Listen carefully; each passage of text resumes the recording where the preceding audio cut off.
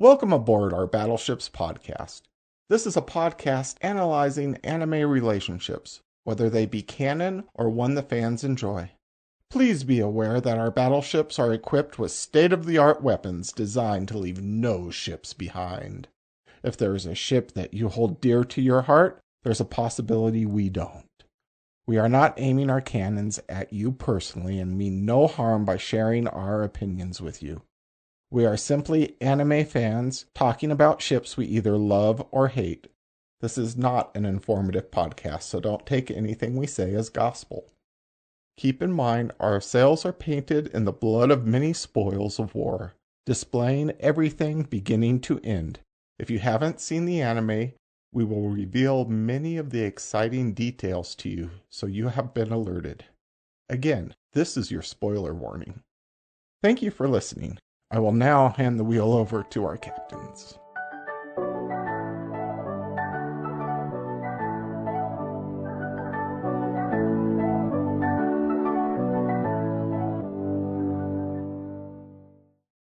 Welcome to Battleships, Shipped or Sunk. We're anime fans discussing anime ships that we either love or hate and come to a final decision.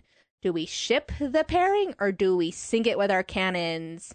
Pew, pew, pew, pew, pew, pew. My name is Juno, and I understand your love for BL, Miyano. I find it romantic too. That is fair, hence why you recommended we do this episode. Yep. Yep. Hi, my name is Zephyr, and I'm a Fujoshi. I think we all are. Yeah. Yep. But yeah, I'm an extreme Fujoshi, I'd say. I don't know if you're as bad as what was his name's girlfriend? Jiro's girlfriend. True. All those terms okay, to be honest, all those terms she's saying, I have no idea what they mean. Exactly. The fact you don't know them means that you probably True, I'm not as bad, but I've might be a bit worse than you guys. Yeah. But we needed more scenes with her, let's be real. She was great. Yeah. She was pretty funny. And I am Kaylee. I am the asexual who somehow came up with this romance podcast. And our friend coded me the Fujoshi dog mom. So, and she kind of asked and requested, as well as her husband, that we change like the name of the production company that produces both Otakus and Dragons and Battleships to Fujoshi Dogmon Productions. Oh my gosh. Yes. So that'll be something we talk about and decide later. That's funny. Yes, that is great.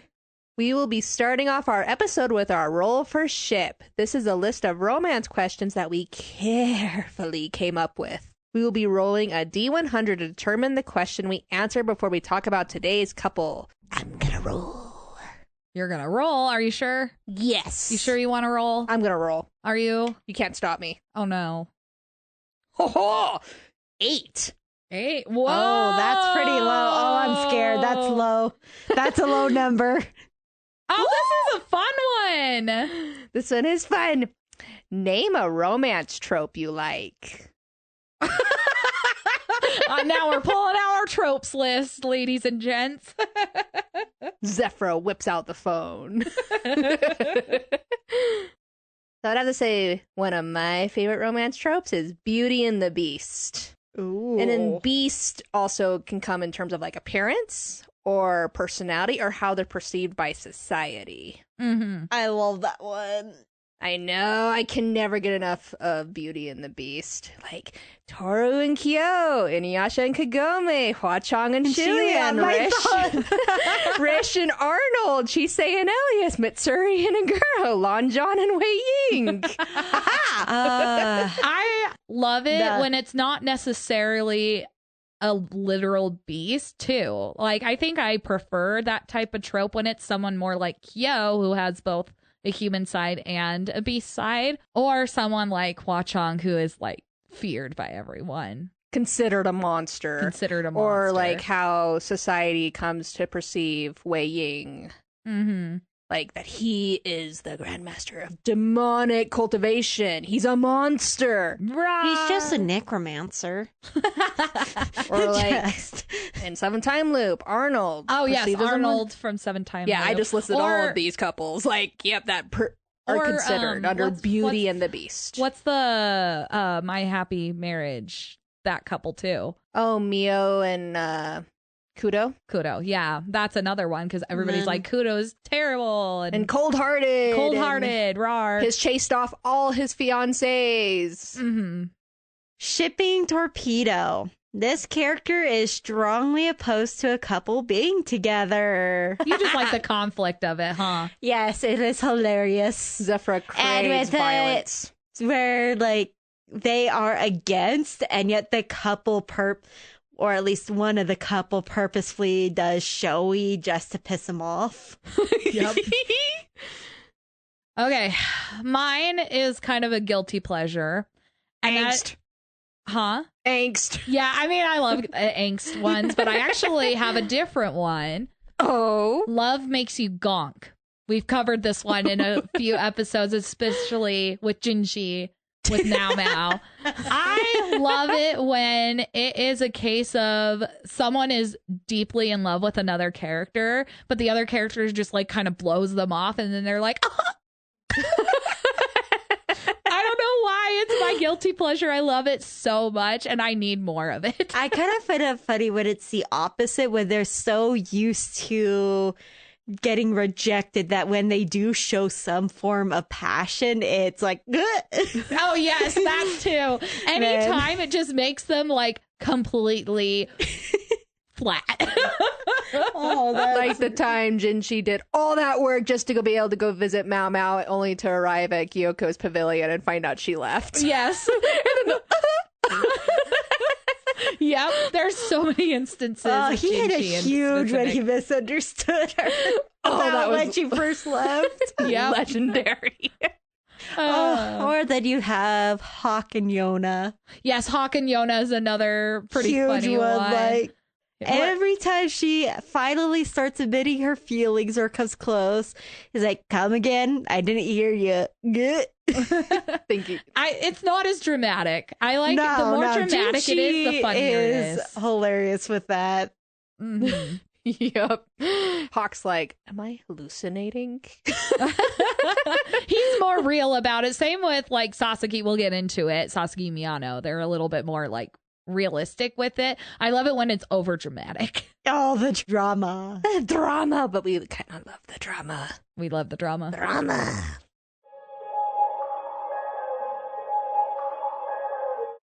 Now, our fellow shippers, it's time to talk about our couple, Sasaki and Miyano, from Sasaki and Miyano. That's quite the mouthful there. The names and the title. Blah, blah, Yep. blah, blah, blah, blah, blah. And we've also had this discussion. Is it Sasaki and Miyano or Sasaki to Miyano? It depends on whether you're reading it in Japanese or English. So we might use them interchangeably. Let's just bring that out to the front now. Sounds good. Because we're not wrong. Sasaki and Miyano or Sasaki to Miyano. They're the same thing. They're the same thing. But first, let's talk about looks, right? Looks. The look. So we have our little delinquent with his dyed orange hair and his piercings and his very cat-like eyes that are gray with yellow in the center. I think they're very pretty. And like when he gives Juro that side eye, it's like, holy shit. But let's also keep this straight. He is not little. No, he is not. He's He is very tall. That everyone's like, whoa, he is very tall. When they pass by him in the halls, they're like, whoa. Yep. Versus cute little tiny Miyano. Who is very self-conscious about his height. He's like, I want a growth spurt. Yep. Yeah. And has the black hair with the gold eyes, which I think are very pretty because it makes the eyes pop. Yes. But definitely when they stand side by side, you can definitely see the height difference. They're a whole ass head different. Yeah. size. And just also how they dress, like Sasaki's kind of like a little disheveled a little bit. Like his like, buttons are open more farther down, and he's like not like, well, he's more carefree. carefree, yes, versus Miyano's very crisp appearance, like where everything is very pressed and nice. You also have to think that Miyano is also on the committee at school, so he has to present himself well because, he's the one who's enforcing the rules at school. And then, Sasaki's just like, I'm going to be late to school. Like, I slept in a little. Like, as long as I make it to second period, I'm good.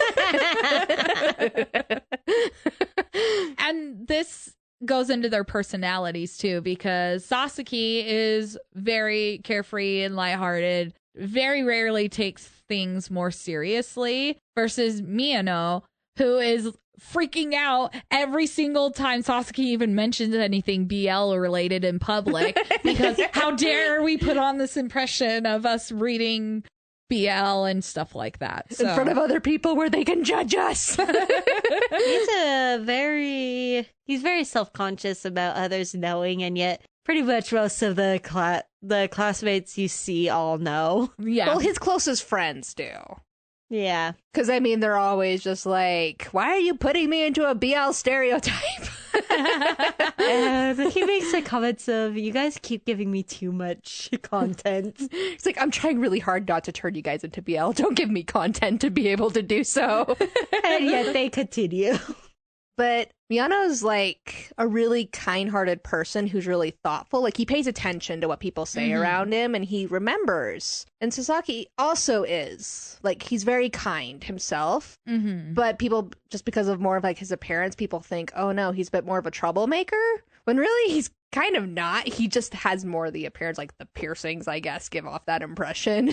He does have that, it's more of a lighter delinquent look, but he does have that delinquent look to him. Well, and something that is very different in Japan versus here in America is the fact that if you don't have black hair, you're looked at very differently, or like a natural hair color. And there's not that many people with orange or red hair in Japan.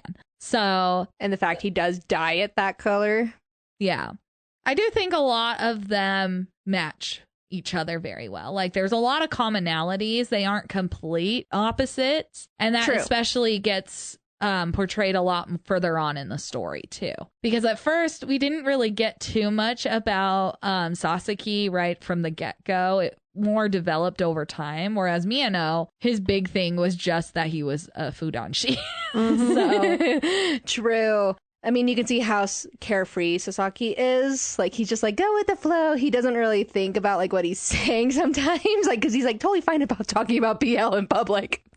He's a do it and think about it later kind of guy. Versus Miyano, who's like, muffling him and being like, no, we don't talk about that here. Just like, and much more easily flustered. Like, Sasaki really can be like, get really close, and Miyano's just like, wait, like panic, bright red. And Sasaki's like, what? Correct me if I'm wrong, but it also feels like Sasaki doesn't care about what other people think that much. That is also very true. He doesn't see the big deal. He doesn't see the big deal of it. Like, he doesn't care that much about what other people think. There is one situation later that kind of contradicts this, but it was his sister that he's more referring to. Yeah. And what she thought, but we'll get into that later. But for the most part, yeah, he doesn't care if people look at him and think, oh, that's a weird gay dude. Versus Miyano, who's like, I'm not gay, as he's like side-eyeing Sasaki and like looking him up and down. And has a BL manga in his hands. As to what you said, it's a little different when it's between strangers and family. Yeah. So let's talk about how they meet. Man. Okay. So there's a fight breaking out. Miyano already called, I think it was Hanazawa or... It was Hirano. Oh, it was Hirano. That he called and was like, hey, there's people bullying his friend out here. And he was about to step in when Sasaki's like, nah, hold this. I'll go break him up. The fact that at first he's like, you're too small to do that. Kurosawa, that was getting bullied. Yeah, it was his friend Kurosawa. Well, and just they keep going back to this scene multiple times throughout the story because obviously it's a big impact on both of them, especially Sasaki, who is fallen face first into love. True, because the moment Miyano turned around and looked at him, he was like struck in the heart by Cupid. Like, he was just like, oh my gosh, like sparkles and confetti and being like, wow. And while Miyano's more like, he was like impressed by Sasaki being able to march into the fray, like to stand up for his friend. Like he was just like, wow. But he didn't exactly fall in love. He has just started admiring him and like. Well, that was Miyano for sure because he was just like impressed by all that. And then in the manga, I mean, he says it filled him with a new secret longing. So I was like, what's that? Whoa! Miyano said that? In the manga. Huh? Wow, Miyano! And then Sasaki also, like you said, thinks back on it being like, is that a guy? Like, he's wearing pants, so it has to be a guy, but he looks small and cute. And then, the eye contact going, oh yeah, he is cute.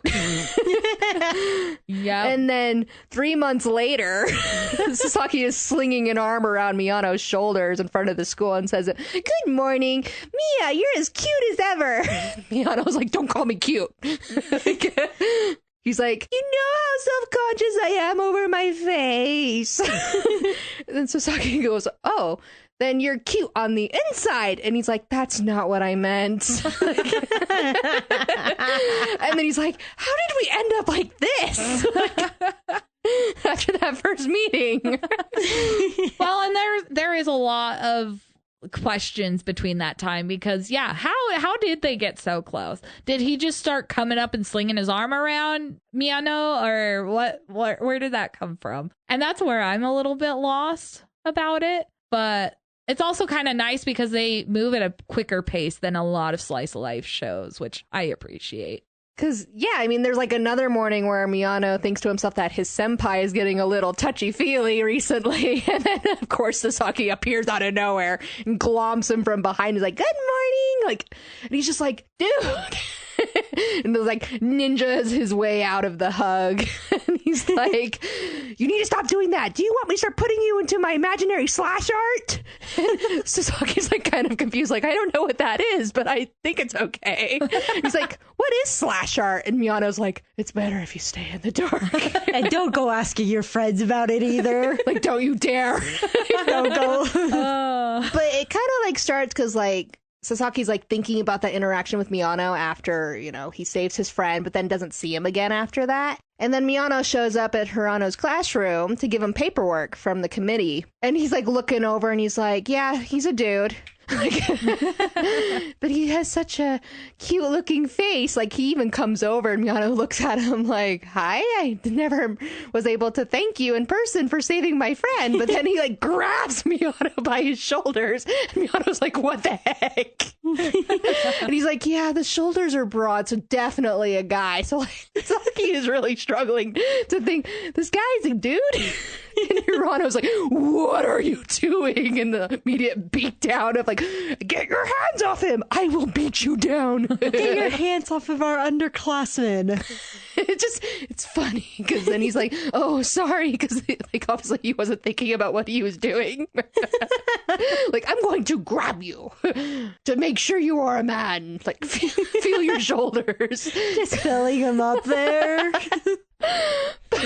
And Miyano's just kind of like, what was that? Okay. After that. But I think that it really starts after he runs into Sasaki in the locker room, like to exchange out their shoes. He's like, do you have any like manga recommendations? And Miyano's like, oh no, the question that I dread from normies. Like, because he reads BL manga. He debates it for a moment, but then he does like whip out a manga and he's like, this is all I have on me, but if you want to try it, but please don't judge me for it. Like, I'm not into this stuff. I just like the story. Like, he's like trying to explain himself. And Sasaki's like, he doesn't know. And he's just like, oh, okay. And takes it. He's so carefree about it. He doesn't really understand how big of a crisis, quote unquote, it is to Miyano, or like how big of a deal it is at first, I think. Or he underplays it. Definitely, because like he convinces Miyano to give him the manga because he's like, I want to read something that you like that you recommend. Mm-hmm. And so Miyano's like, oh, someone is interested in what I read. Because like none of his friends read BL. So he's like hesitant, but he does. But then like when Sasaki returns the manga the next day, he's like, oh, I read it. And then Sasaki actually goes on into detail of why he liked it, which like Miyano's like, like he gets excited because like Sasaki paid attention to the story. And I mean, he admits that it was like a shock to like when it turned into like the story about the two guys. But he's like, but the story was still really good and all that kind of stuff. And wants another. Yeah. Ask for another. And he doesn't say it's a terrible story because it's gay. I'm not very familiar with the culture in Japan versus the culture here in America, but I know for a fact that, well, we live in a very religious area. That's all I'll say. And yeah, if somebody was reading BL in middle school or high school, they'd be judged more heavily than I feel like this story portrays, but it's kind of a nice thing to not have that in a story. Yeah, because I mean, Sasaki starts like bringing up a scene that happened in the manga, like the two guys in the hotel, and Miyano goes, "Oh my gosh!" and like slaps a hand over his mouth and is like, "Shh, no." And Sasaki's like really confused, like why are you freaking out about it? And I was like, "No, we don't talk about that stuff around other people in public. Like, not everybody likes this kind of stuff, so we shh." And then Miyano starts being like, now my senpai's showing up in my classroom a lot to like return the manga or just come and talk to me. And he's just like, huh. Because Sasaki's making it pretty obvious he's very interested in Miyano at this point. It is extremely obvious. I mean, he comes to purposely seek him out, even in his classroom. And okay, think about it this way. If you're in high school, you're in completely different grades, completely different classes that are on different sides of the school, and a quote-unquote friend keeps coming finding you at your classroom. Yeah. And he behaves differently around Miyano, too. Oh, yeah. Miyano also sees that he behaves differently. Yeah. So everyone around starts going, huh? A little bit at this point, too. Because it's also like it's a second year at the time. At the time, second year. Who is suddenly showing up around their classmate Miyano, and they're just kind of like, how did this friendship start? Like, are you okay? Like, he's considered a delinquent. And Miyano's like, no, everything's fine. Everything is good, you know? Because even Hirano shows up at his classroom and is like, are you okay? Like, I've heard that Sasaki's been showing up a lot. He's like, yeah, no, everything's fine, you know? He's like, wait, no, never mind. I'm actually sad. Can you tell me about your love life? And Hirano's like, no. But then when Sasaki does show up, like, hey, Mia, he's like, I'll get rid of him. And then ensuing squabble, like, I told you not to just show up in other people's classrooms. Aha, I have a reason, so there. You know, I love it. That scene just stands out to me so much. And then there's Miyano just sitting there just like, oh my gosh, listening. Well, and I want to bring up something along all of this too, is while everybody around is kind of not necessarily belittling Sasaki, but like almost cautioning Miyano away from them, Miyano is not ever saying bad things about Sasaki. And I think that's really sweet, too, because obviously Sasaki's not really done anything to warrant any hatred on Miyano's part. But still, being surrounded by all your friends who are like, yeah, that's a delinquent. There's ought to be a little bit of peer pressure that isn't phasing him. And I appreciate that. Because he knows that Sasaki is a good guy. Because, I mean, he stood up for his friend. Mm-hmm. And I mean, he's been very nice to him. Yeah. Since that whole interaction. Like, and I mean, yeah, he gloms him from behind a bit. But I don't really get the impression that, like, Miyano hates it. Mm-hmm. He's just more embarrassed by it. There is one thing that is along those lines that I kind of irks me about Sasaki. And that is the fact that Miyano doesn't like people patting his head. It's been brought up multiple different times in multiple different scenarios because it makes him feel cute and little, and he doesn't like feeling like that. And Sasaki consistently does it throughout the story. And it's one of those for me, if I have something that I'm not a huge fan of, I wouldn't want somebody doing it even if I did have a crush on them necessarily. I don't really remember him doing it more at the beginning of the series. It was more like huggings that he was doing, but it definitely, as like his feelings grew for Miyano later on, that he started, being more affectionate with, the head rubs, the ruffling of the hair. And I don't think Miyano disliked it as much by that point because he was starting to already feel a little bit more confident due to Sasaki's influence. Yeah.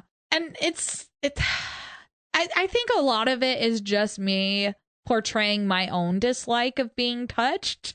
And that's probably a part of it too. Yeah. So I don't know. And that's where I wanted to kind of bring it up and talk about it because, that's what this podcast is here for. I know it frustrated me because I did get frustrated throughout the show because Miyano overthinks things like crazy. It's good to overthink, but he overthinks on out of 1 out of 10 overthinking 100.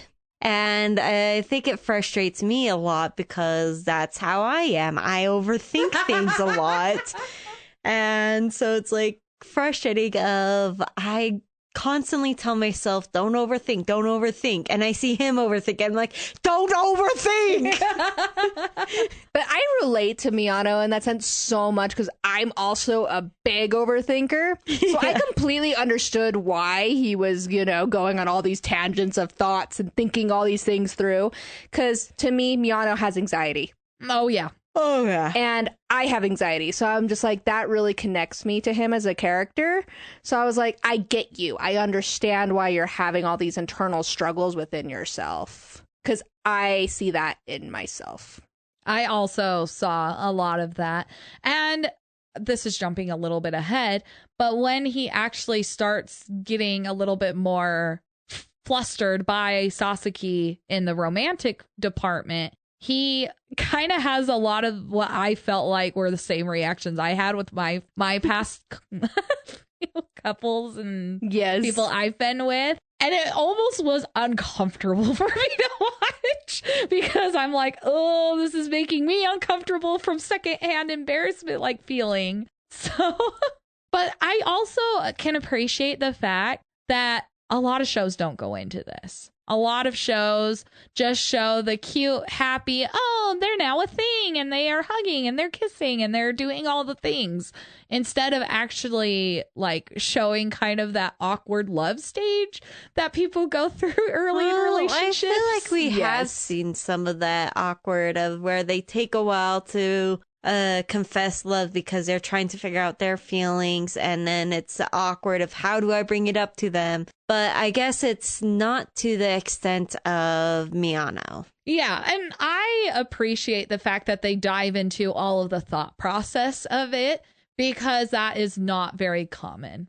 I can see why it would get old after a while, though, because I agree. It does kind of get old.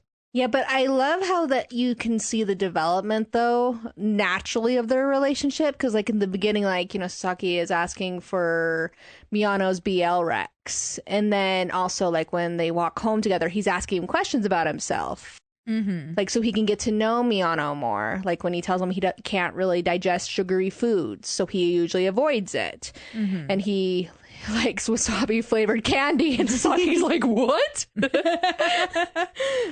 And when he brings Miyano to, like, thank him for the manga, like, he brings him cookies that are less sweet on purpose because he knows then Miyano will enjoy them more. Mm-hmm. Or then the Sasaki telling him, like, I don't like carbonated drinks. Like, I just liked seeing, like, the natural conversation. The natural grow of friendships to lover. Because a lot of stories will either start off with, like, this really tense quote unquote friendship or partnership and then jump straight to love. But I like how it progresses smoothly. Yeah, I liked seeing them get to know each other. Mm-hmm. And spending time together, because like after they meet and have all these interactions, like they start bumping into each other more. But when they do, it's not like they ignore each other. They call out a greeting to each other, like when Miyano walks up behind him when the rain is coming down, and Sasaki's just sitting there like, oh, I gotta wait this out, like, I didn't bring my umbrella, oopsie.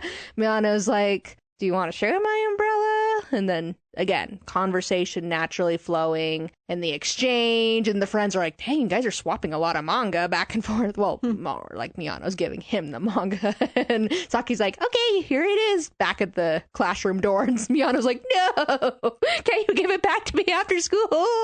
And like drags him down the hall. And the fact he puts it in a bag so no one sees the book. He's like, treat it like it's dangerous. It's a bomb. And then he finds out Sasaki's reading it in class, depending. He's like, no. Oh, that reminds me. When he comes to seek out Sasaki, and he overhears the conversation between Sasaki and Juro. Oh, yeah, Juro. I was looking at the list and like, which one has what's the name of the blue highlights?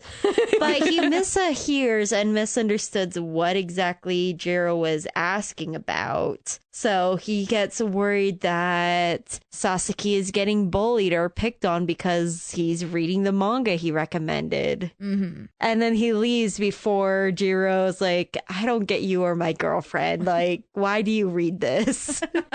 Yeah, it's like, Miyano, why'd you run away before you heard that part? They always do that. I don't know where that is in the tropes, but that is a huge trope where the character overhears their love interest talking with someone, and they say something, and then they leave before finding out the whole story, and what they heard is just a misunderstanding now. And it delays feelings or cause conflict because of it. I love how they dive into that trope, but they also do something with the trope in a little bit of a different light later on in the story, too. Because I think this was in the movie where Sasaki's classmates are like practicing makeup and put like little lips on Sasaki's cheek.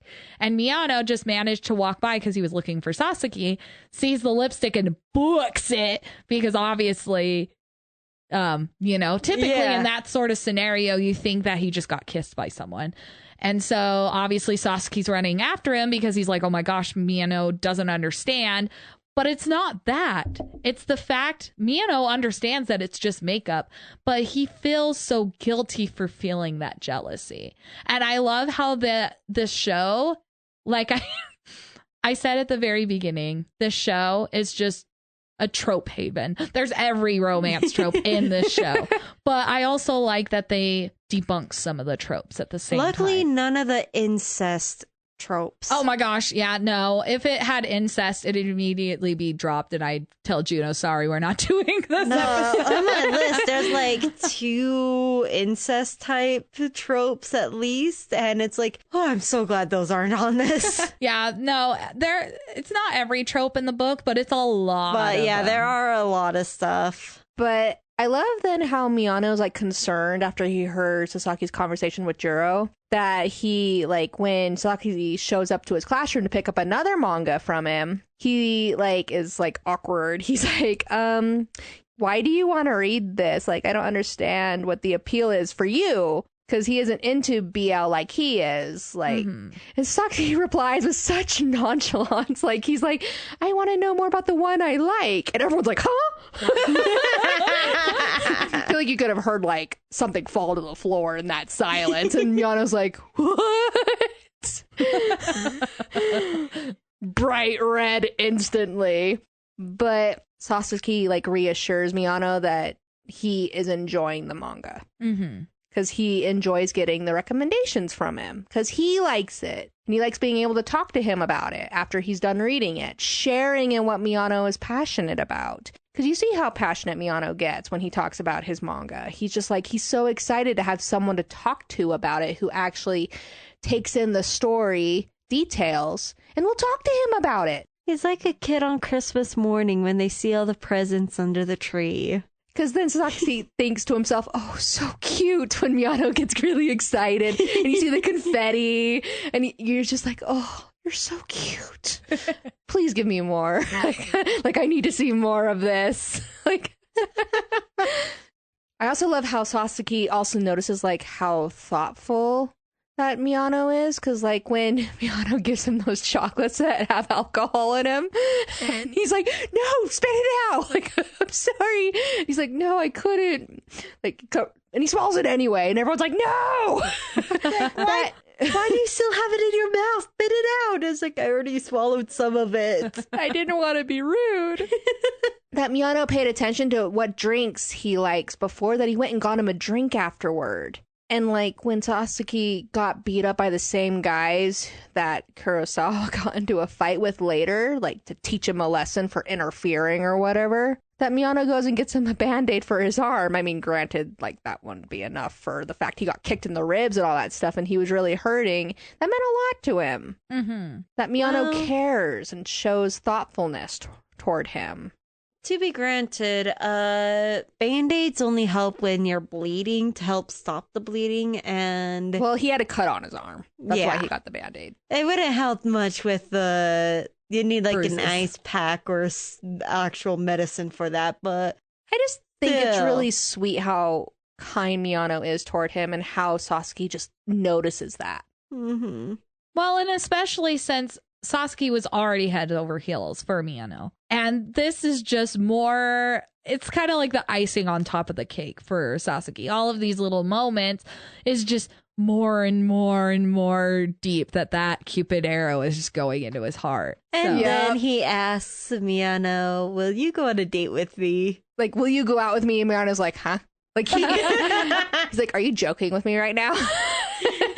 But the fact that Sasaki was actually serious in that moment that you find out later. It's kind of funny because I wouldn't be surprised if Miyano was kind of blowing it off as Sasaki kind of like playing out some of the tropes and stuff in these BL. He does multiple times throughout the story, and I can't wait to talk about them. That happens a little later when Miyano's like, stop pulling things from the BL again. Yes.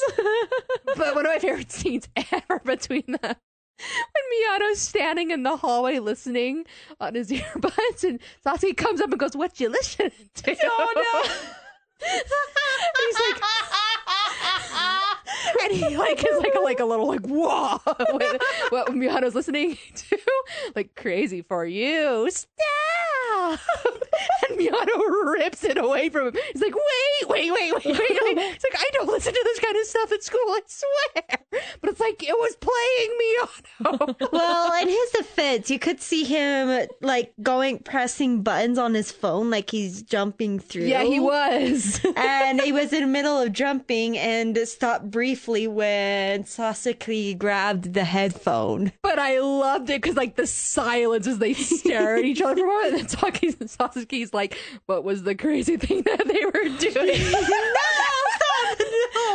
No, and like half collapses to the ground. He's like, I can't take it. And his two friends walk by at that moment. They're like, are you having a geek attack or an otaku fit? And he's like, shut up, leave me alone. I loved that. It was so funny. Wrong timing, Sasaki. Don't grab the headphones. You don't know. But he doesn't do it again, guys. He doesn't do it again. He learned his lesson. I don't know, man, because he keeps wanting to get closer to Miyano.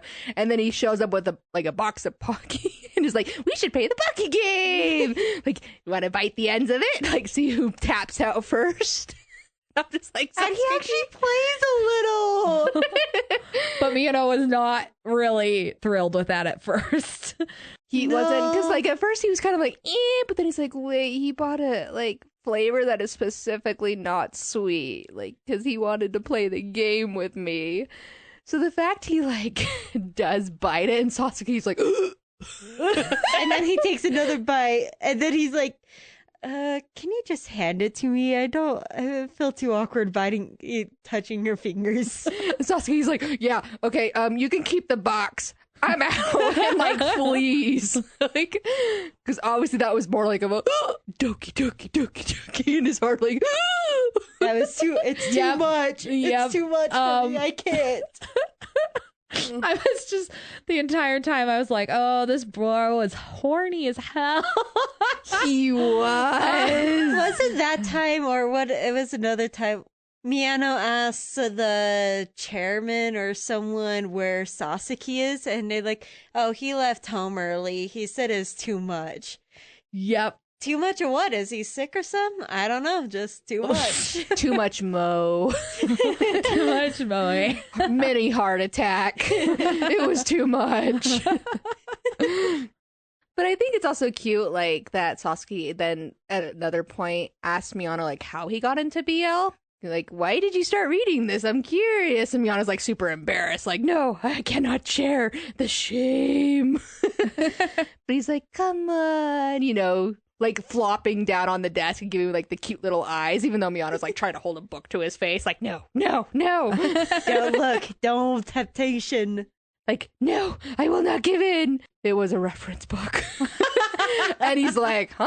He's like, well, it was like not in the BL section. It was just right next to a reference book. And so I thought it'd be a good manga to read in between my study sessions. And then like starts rambling. And Sasuke's just like, huh? But again, I just love how he's making an effort to get to know Miyano. Mm-hmm. And like why he reads the BL and just, my heart. I just love it when couples make an effort to really go to know each other. Unlike Horimiya. Well, and that's another thing is there are very clear moments when Miyano is like, wait, what kind of music does he like? Or something like that. And, you know, there's some of both going both ways. Yes, I love it when then the CD exchange starts happening. Like, oh, this band played a love song for this one BL movie you really liked. Would you like to listen to their music? And that's how it starts. Mm-hmm. So now it's a CD manga swap. Yeah. But I love how Sasaki starts getting more bold in his flirting with time. Because obviously the little hints aren't picking up here, Miyano. So he's like, okay.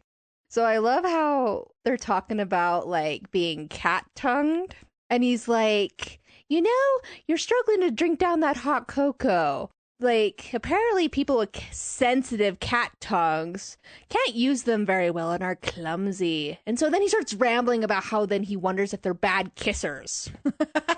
And Sasaki's just kind of like, oh, do you want to see if I'm clumsy? And sticks his tongue out. And Miyano takes a moment to process it. He's like, no, wait, I'm not looking for a real life BL experience. But then he thinks back about that. He's like, oh my gosh, that was a total BL cliche. Yes. He's just like, that's what you would do to start the accidental flirting. Oh my gosh. And then he has like a mental, breakdown. And Kurosawa was like, you good? And he's like, oh my gosh, I just totally gave him an accidental one-liner. I wonder if cat-tongued people are clumsy. I wonder if they're bad kissers. And so Sasaki's like, oh, he took that opening. I loved it because it was funny, like Miyano going,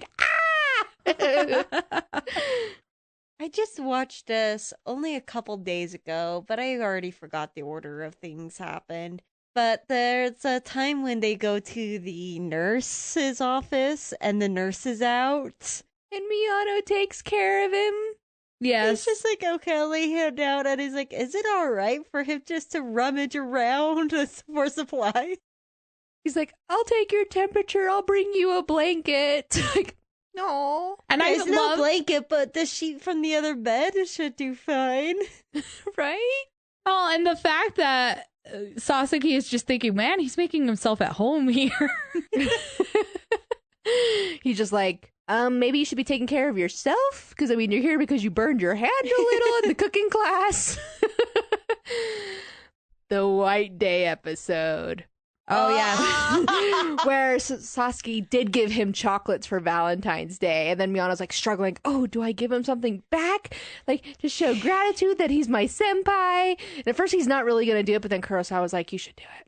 So he does. He gets a gift for Sasaki. And I love it when he gives it to him in the stairwell. Because Sasaki's just like, he's like frozen at first. And Miyano's just like holding out the gift. And he's like, you good? And like you could just like hear the internal squealing from inside his head, like, oh my gosh, he just got me a gift back. Oh my gosh, I just got a gift back. He's giving me something. Oh, I do love how Miyano ends up saving sauce out of all the, 38 candies he's got for the class Valentine's exchange.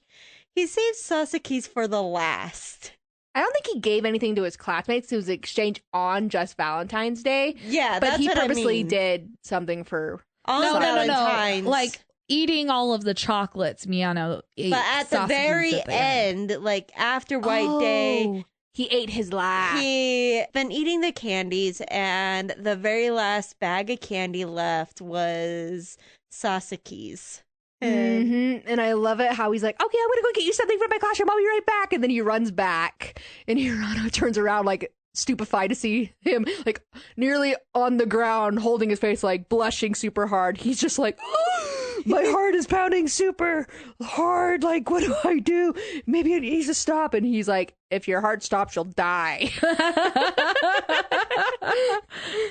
Hirano, ever the sane one. And then the final closing ceremony where then Miyano is now a second year and Sasaki will be a third year. I love that conversation right after the ceremony that Sasaki's friend Juro tells him that Miyano might be using him for BL material.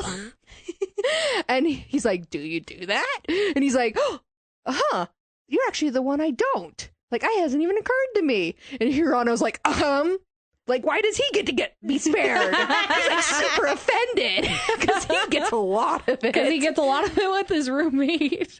And he's just like, why is he the only one who isn't? You do it to him too. But I also love how, like, in that moment, like, Miyano's thinking about things, and he's just like, we only have 1 year left before he graduates, and he leaves the school. It's sinking in, like almost like the clock is ticking. Yep. It's like, getting it's attached not like there. you don't have life after school, you know. Right? But I love how after they leave their friends and they go to a bookstore together to get more manga, he's like thinking, you know, I haven't ever really thought about Sasaki as a top or a bottom. I'm not really sure. He doesn't really give me the vibes of either. That's when he starts thinking about it. It's the one thing that you don't think of until somebody said something, and then that's all you can think of. The scene where Miyano gets pushed and he does that wall lean on Sasaki. Yeah, that's at the beginning of the new year. Yep. Yeah, and Sasaki got very excited. Miyano getting that close. And the fact she's like, I hope you didn't hurt your wrist. And like he reaches out to touch him. But that's when Miyano starts thinking about something else. What happened on the train a little earlier, right before they parted for summer break, I believe it was. That they're on the train together. And Sasaki thinks that Miyano is sleeping. And he leans in really close and says, I like you. And Miyano is first like, I misheard him, right? Like, he didn't just say what I thought he did. And then when he wall slams into Sasaki, he's just like, you know, he's like, he told me he liked me. Ah!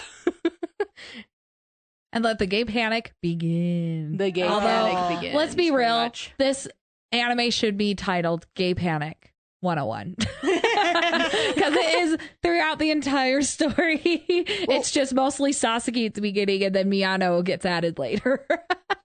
After that whole moment with Sasaki nearly knocking into him, and like Miyano starts really kind of thinking about what he said at that point, like if he truly likes him in like a romantic sense, like is that what he meant when he said I like you? And then he's like, but I'm attracted to girls. I had a crush on one girl in middle school. And he's just like, But we don't really see like the gay panic really set in until Sasaki confesses. Yep. When they're out there having a conversation after their school events at like the sports festival thing that they're having. I think so. And Sasaki just comes out again and says, I like you. And Miyano's just like, eternal function cease. Thoughts stop. What do I say? You don't have to reply now. Just let me know when you're able. I have deep feelings for you. But don't rush. You don't need to reply right away. After his long hesitation of replying.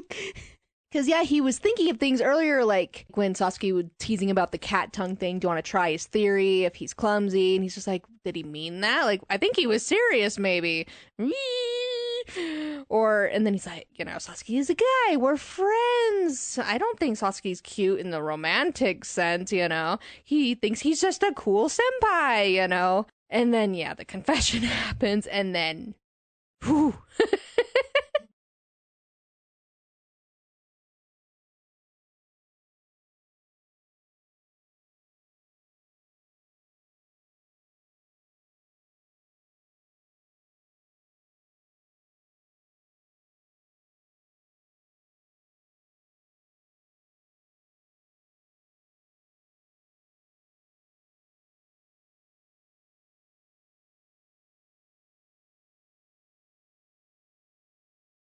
I think it's really sweet that Miyano doesn't give a response right away, but he continues to think about it for like a few days. No, it was more like a few months. A few months? I'm pretty sure it was close to a year before he gave an answer. It's a month to almost a year before he finally... No. I'm talking about something else. Okay. He waited a bit before asking Sasaki to take some time to think about it. Or was that immediate that he asked for more time? No, Sasaki told Miyano almost immediately when Miyano was thinking, said, take your time thinking about it. And then like a few weeks to a month or so, like a while time later, Miyano goes to Sasaki and says, I am thinking about what you said. I just need more time. I need more time. Yeah. And that's what I'm referring to. Not the whole process. But no, yes, that it still does took take like a year. that still took like a month or I don't know. It's a few weeks to somewhere between a few weeks to 2 months, I believe. Yeah. Something But like it's that. still a big gap in between. But going back to what I initially want to say about this, the fact that this was bugging Miyano before he was like, okay, and then he asked for more time. And Sasaki was surprised that Miyano was still giving it some thought. Because I think at that point, Sasaki had almost kind of given up on it a little bit. He still obviously was head over heels and still wanted to spend time with Miyano. But I think maybe he had written it off as maybe Miyano would just never feel that way or something like that. Because I could tell the difference, at least in the animation, of just like that, oh my goodness, he's actually thinking about this. He's actually, this might actually be a possibility. He even thanks him for really putting so much thought into it, like not just rejecting him outright, but he's really taking the time to think about it. Yeah. Because he doesn't want to hurt him. Because like Miyano thinks to himself, like, that is the last thing he wants to do. He really wants to give this some thought, whether he is interested in Sasaki romantically, because he doesn't want to get it wrong. I feel like Miyano was also so focused on, I'm not gay, am I gay, I'm not, and I think the better thing for him would have been, his orientation might have been better as if he could see it as bi. Mm-hmm. He's highly demi, I feel like. Yeah, but he's more bisexual than full gay. Yeah. Well, and honestly, I'm pretty sure we can all agree here. Trying to figure out your sexual orientation is a long and grueling battle. Mm-hmm. At least it was for me. It was very painfully long for me because it's something they don't really teach it. If anything, it's frowned upon most of the time. Well, here where we live, it is definitely, but it's just not talked about. Never. And so kind of what you learn is just kind of from trial and error. So Miyano, is trying to figure out, why do I feel this way about Sasaki, who's a guy?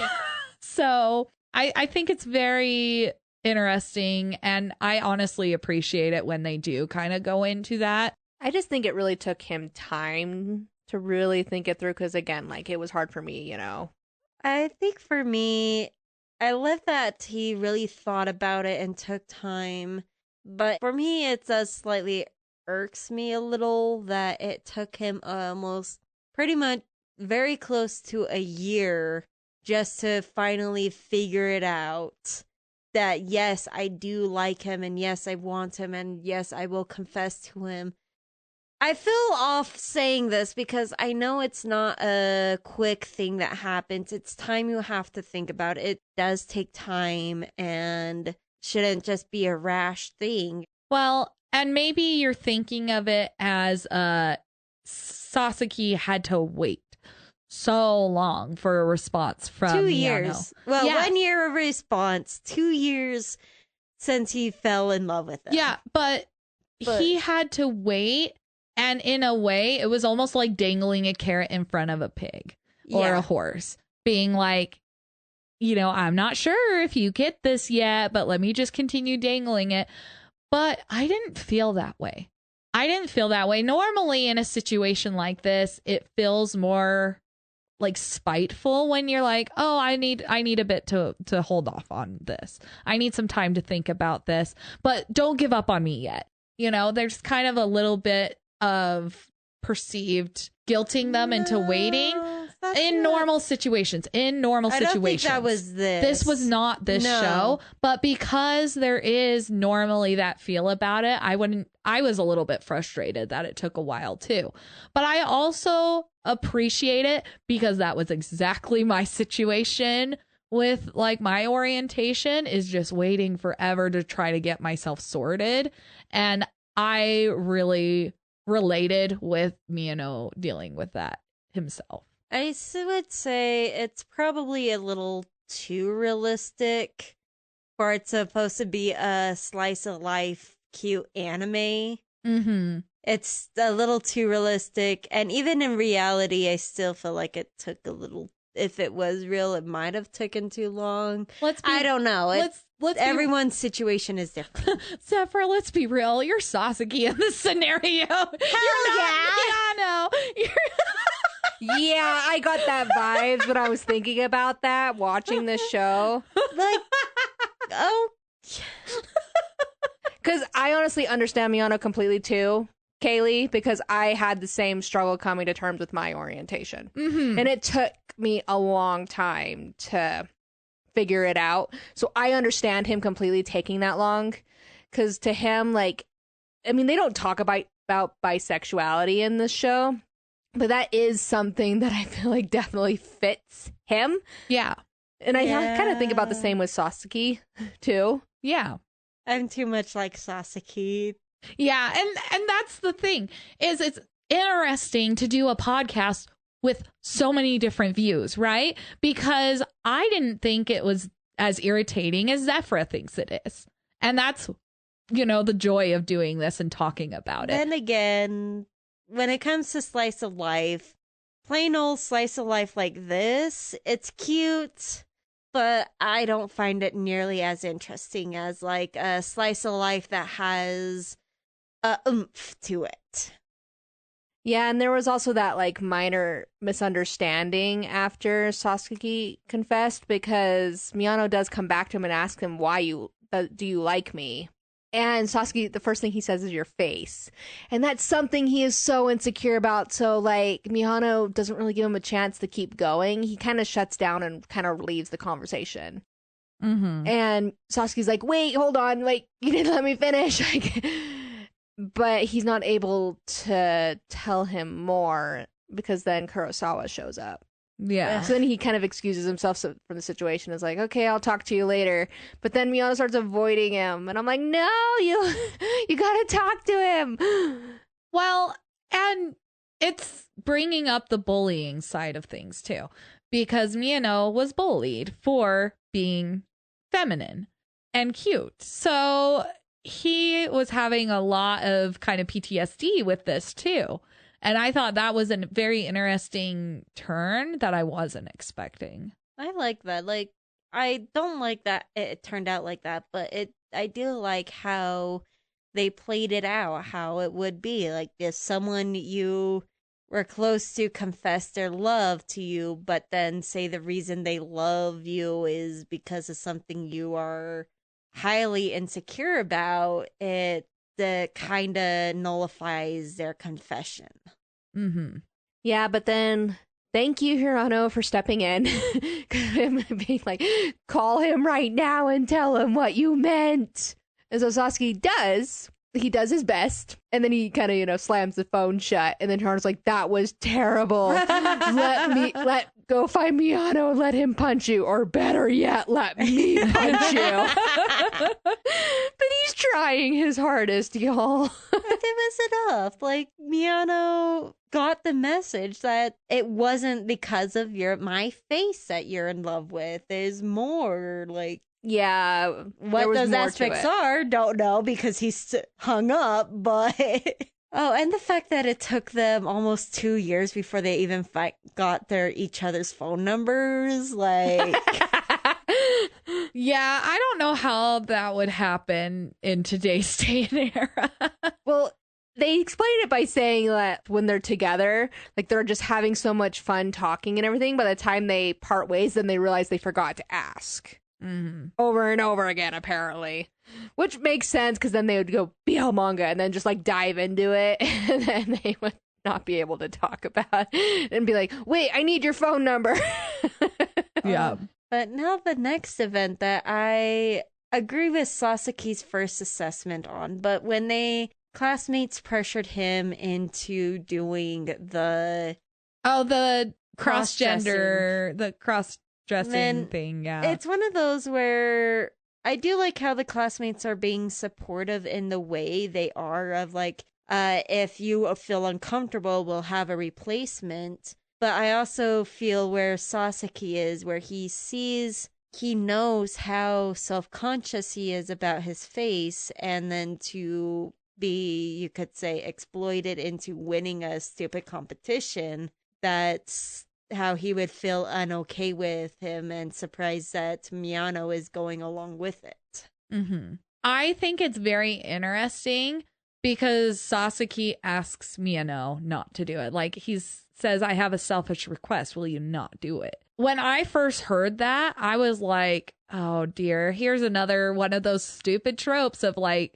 you want to keep him hidden from everyone and you're, being like that. But then it kind of gets turned on its head again, which, I've already mentioned was done before. And so it's kind of nice because Sasaki wasn't necessarily only thinking of that. I'm sure there was a part of him that's like, oh, he's really freaking cute in a dress. I don't want anyone else to see him in this flowery kimono or whatever. But there's also a part of it of like, I don't want you to get hurt. From what I remember, when he first saw Miyano in that dress, his reaction wasn't heart pounding, blood spurting from the nose. Oh, he's so cute. It was like, what's going on? Are you doing this? Did your classmates really pressure you into doing something you're uncomfortable with? Mm-hmm. It was more of a protection, not a possession. Because we all know that Sasaki is protective of Miyano, because like that one time his friend Juro reached out to pat Miyano's head. And, Sasaki's like, someone's about to touch his head. And like he opens the window and like grabs Miyano in a big hug and like gives Juro the nastiest glare. The death stare, like, how fucking dare you? And Juro's like, oh my god, you scared the shit out of me. But then he's like, oh, then he's all nonchalant after he realizes it's his friend. He's like, oh, it's just you. Like, and Miyano's like, oh my gosh, that scared me. So I just think that was him also trying to protect Miyano after knowing now like how insecure he was about his face. Mm-hmm. Like telling him don't go into the competition for me. But it was more like because he cared about Miyano and didn't want him to get hurt or upset by the events of what could happen during the competition. But Miyano tells him, like, he's okay with it. Mm-hmm. Like, he is feeling supported by his classmates. No one is teasing him about it, and so he's good. And then even later, when he does tell Sasaki that he's still going to go forward with it, that he can't fulfill his selfish request, he tells him it's because of what he said to him, that he made him feel better about it by telling him, like, I think you're cute. Like that, but he didn't mean it in a bad way. Yeah. And that boosted his confidence. And Sasaki is so happy that his words made him feel better. But he still doesn't like it. He's just kind of like worried that still something will go wrong. Yeah. Even though once Miyano made up his mind, Sasaki was willing, he's still supportive of him. Like, he's like, I don't like this, but if you're sure, I'll stand by you. Like, I'll support you in your decision. That meant a lot. That he was still going to support him, even though he wasn't the biggest fan of Miyano's decision. Mm-hmm. But it was something Miyano wanted to do, so he wasn't going to stop him. He was just concerned that something would happen that would upset Miyano and, like, make him feel even more self-conscious about it than he did before. But also during that moment when Sasaki originally asked him not to join the competition, he hugs Miyano. And Miyano, that is when he realizes that he returns Sasaki's feelings, that he loves him too. And it's like, makes me kind of wonder how long this time frame was, like at least at this point, that he realizes it. Yeah. But I love how even after that, he's still kind of wavering a little bit. Because like during the festival, he goes to the fortune teller's booth. Oh, yeah. And he's like, how can I find confidence in how I feel, Like, make sure I am sure this is what I think it is. And he pulls a card that means perseverance, to keep moving forward. Mm-hmm. But of course, the chairman doesn't tell him also after he leaves. He kind of mumbles to himself like, it's a love that slowly blossoms over time. Or in how it was worded in the manga, love that comes to fruit after some time. It's like, why didn't you tell him that?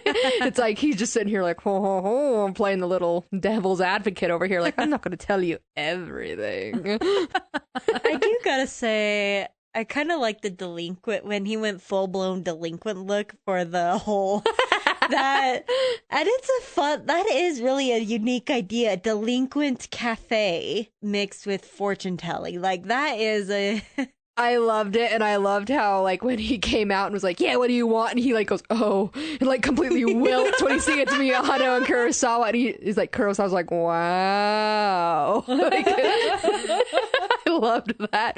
And he's not able to keep up the act with Miyano. Can we call that out? That everyone else he's able to be the delinquent with, but when it comes to Miyano, he's like, oh, it's you. Oh, it's you. That voice tone change. I love it. But also, like, even before they were together, Miyano starts kind of getting jealous over Sasaki. Because, like, he runs into him out shopping with his sister. But at first, he doesn't know it's his sister. And he's like, who's that girl? And he, like, gets a little, like, eh. But then, Jiro's like, it's his sister. And he's like, oh, like, he, like, wilts in relief. Yeah. Like, he's not out with some girl on a date. And then they're like, okay, let's go get a drink together. And even Jiro's kind of like, what do you think about Sasuke senpai? And he's just like, oh, he's a really good senpai. ... That's it. Like, after he was able to go into more detail with other people. And Miyano's like, no, don't question me.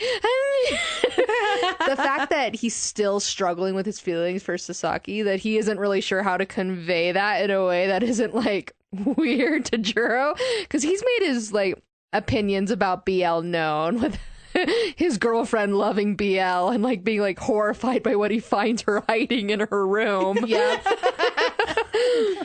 But then the fact that Miyano was out and about actually to go see a BL movie. And Sasuke's like, what are you doing now? He's like, oh, I'm going to go see this movie. He's like, oh, can I join you? He's like, huh? What? Wait. He's like, you're sitting here, right? In the movie theater? Yes. So he goes with him to the BL movie. So I'm like, oh, the first date. First official, unofficial date. Unofficial date. But I think it's so sweet how, like, Sasuke's, like, watching Miyano during the movie, and, like, he so clearly wants to take his hand. he wants to hold his hand while they watch a movie together, but he's just like, no, and he like folds his hands up in his lap to prevent himself from taking Miyano's hand. And I appreciate the fact that he does, because I was getting a bit tense whenever there are moments like that where he's like reaching out to Miyano and then pulls his hand back. I'm always like, oh, good. Okay. He is still like respecting the boundaries, because I have unfortunately come across a few BL and other romance stories that don't do that. And so I was like, oh, no, no, no, no, no. Oh, okay. We're fine. But, like, this man is struggling not to touch Miyano because, like, he just wants to be so affectionate with him. And so, like, at first, yeah, he is very affectionate. But then, like, when Miyano keeps pulling away, I do notice, like, he tries so hard not to touch him. He's trying so hard to respect Miyano's boundaries. Mm-hmm. But, like, he kind of slips up here and there. And then he beats himself up over it, too. And he gets really upset that he, once again, touched Miyano, and he feels like he violated his boundaries, and he feels so guilty over it. But it's just like he just has so much warmth in his heart for Miyano. It's just like he is like fighting himself not to just pounce on Miyano and cuddle him to death to his chest and be like, listen to my heartbeat. Like, I love you, you know? Yeah. And I'm just like, this man is fighting for his life. He is trying so hard. And that's after the movie. Miyano's feelings finally click into place, like everything, and he actually was about to blurt out his love confession in the movie theater, and he's like, wait, hold up, there's a bunch of people around. Was I seriously about to confess in the movie theater? He's just like, oh man, Holds it in. and then he also then fights not to continue to tell Sasaki, because then he finds out about this like little superstition that like if a couple gets together around Christmas, that they're gonna break up after Christmas, because then they only got together for the holiday. He's like, no, I don't want Sasaki to think, you know, that I only told him now, so we break up after Christmas. No, I can't tell him until after this whole thing has passed. Like, I'm not gonna tell him now if there's a superstition that could come to fruit with our relationship, and that's not what I want. He doesn't want to do it wrong. Have any chance of ruining the possibilities. Well, and I feel like kind of kicks himself a little bit on occasion too for not confessing sooner, because there are some moments where Sasaki's about to lean in to kiss Miyano, and then they kind of pull away. Well, he gets really close, for sure. Yeah, and then Miyano's like, but I would have not mind if he had kissed me, and stuff like that. Man, it's good that he stopped himself and to try and, because at this time he doesn't know Miyano's feelings for him. So it's good that he did stop himself, but it's also, Miyano, you need to learn that there's a thing called 80-20, where he leans in 80 and you do the last 20. Well, and I mean, this is still in this time where he's like, do I really, like, yes, it was clicked into place, but it was still, he was still affirming it with himself that he really is wanting this. Yeah, because, I mean, there's a point where, like, Sasaki tells Miyano, like, he's been cramming so hard for exams. Don't I deserve a head pat as a reward? And so Miyano surprisingly does go pat, pat, pat, pat, and Sasaki kind of like freezes up for a moment. It's like, huh? He actually did?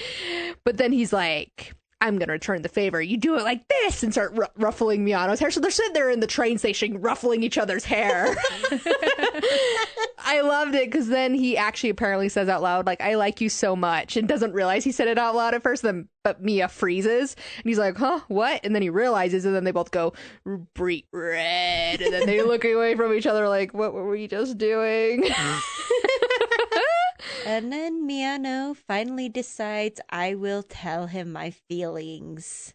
Yep. And each time, someone or something pulls the other away. Which is like, he's trying so hard to get Sasaki alone so he can confess. But yes, things keep happening, and he's getting so frustrated. He's like, I can't get him alone, because ever since he like realized his feelings for Sasaki too, he just keeps thinking, he keeps getting cuter and cuter. Like, what do I do? And then finally he seems to get Sasaki alone. Like, they're gonna walk home together. He's like, yes, finally. And they're leaving the school, but then someone calls for Miyano again. And I'm like, no. Oh, the new chairman. The new chairman calls and says, please wait for me, Sasaki. I'll be right back. Or like, but then the misunderstanding happens. Like, Sasaki gets really close to Miyano in the stairwell. And he's leaning in for a kiss, essentially. But Miyano's like hand brushes his chest, like almost like a stop. But Sasaki misunderstands. Like, he doesn't realize that Miyano's more like reaching for him. And so he gets devastated again because he's like, fuck, I violated a boundary. He didn't want this. I got too close again. And so he leaves. Mm-hmm. And Miyano's yelling at him to please wait. But he doesn't. He still leaves. And so Miyano, runs to the chairman and goes, this has to happen later. And charges through the school. And they're like, he's running. And he's on the committee. He's running. Naughty. But then he runs into Hirano and the old chairman. He's just like, have you seen him? Like, where'd he go? And he's like panicking. And they're just like, no, we didn't see him. But then Hirano comes in. He's like, fine. So he calls Sasaki and is like, you forgot something at school, dumbass. Essentially. After Miyano left, he gave him a call. Like, come on. Because he's hoping then he can help them meet up. Because then Miyano's like, I know what station he gets off at. I'm going to go there and see if I can find him. Mm-hmm. And luckily, Sasaki is walking into the station when he is walking out. Yeah. I feel like... And that the fact that Kurosawa also knows that he works at a bakery and is like, he sends him a map. Like, hey, this is where I saw him. You probably will find him here. That everyone's helping him. They're shippers on deck. Yep, they're all shippers on deck. They're like, hey, you're about to confess to him. We can tell it in your eyes. Here you go. Here's a extra thing. It's kind of... reminds me of like girlfriends that will help like dress up their friend who's about to go on a date or something. Good for them. I love it though, because it's something that they've got each other's back, and it ends up working because they run into each other and then they take a walk, and that's when the rest of it happens. And before we talk about that, I wanted to say for Sasaki, I think it's also more complicated. Not just that, I crossed the boundary and I've been rejected. It's a thing of he's been waiting for just about 2 years of unknown on how Miyano truly feels about him. And when it's that rejection or misunderstood rejection might have been probably was perceived as, this is the definite answer of, this is his true answer. He might not have said it yet, but this must be his answer. Mm-hmm. But it's sad because it was a misunderstanding, because Miyano does think to himself, I would have been totally okay with him kissing me in the stairwell. I wasn't rejecting him at all. Yeah. But and then finally they meet up. Confession. my answer for one of my very favorite confessions. But I love how like Miyano comes out with it just again, like just how Sasaki did. Like, I like you. And Sasaki's just like, huh?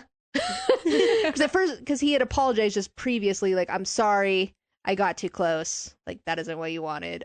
I'm sorry. But Miyano's like, no, it's okay. I like you.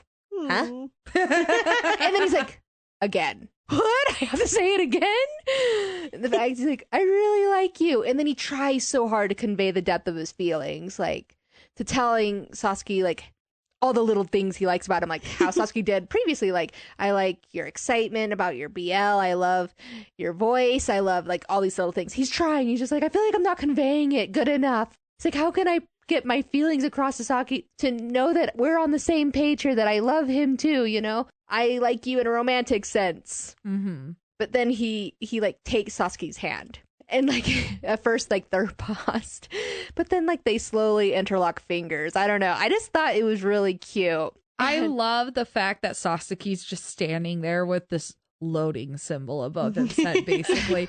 He's trying to process what Miyano is saying. It's like, oh my gosh, this is actually happening. That he's finally getting his answer, and it wasn't what he thought it was going to be after what happened in the stairwell. Mm-hmm. But then he starts asking for consent. Like, he's like, can I give you a hug? And Miyano's like, yes, please do. And Sasuke's just like, please do. And like laughs. He's like, don't tease me. But then I love how they sink into the hug together. And then Sasuke finally asks, can I kiss you? And Miyano's like, oh, yes, if it is you, I want to. I love it. Well, and oh my gosh. So I was very tense this entire confession scene. Because it has all those awkward moments to it that remind me of my own life too much for me to just sit and enjoy it from a third person's perspective. And that first kiss was just like, ugh, I don't know why I didn't like it. But I just like that it's like emotional and like slow. Like Sasuke doesn't like immediately kiss him. Mm-hmm. Like he reaches out and like caresses like Miyano's lips and all this stuff. And Miyano cups Sasuke's face, but then he kisses the palm of his hand first. I don't know, just then the eye contact before they finally share their first kiss. Just, it was really cute that it wasn't just like, I don't know, like a makeout. A straight to it, yeah. I think Like it was just a soft, emotional first kiss where they both lean to it and then they share a hug afterward. Mm-hmm. And Sasuke, both him and Sasuke their hearts are pounding. And Sasuke's like, your heart beats really loud. Like he teases him right after their first kisses. And Miyano's like, don't listen to it then. It gave me a good giggle. Like the immediate teasing. I'm like, oh, Miyano, you're in for it.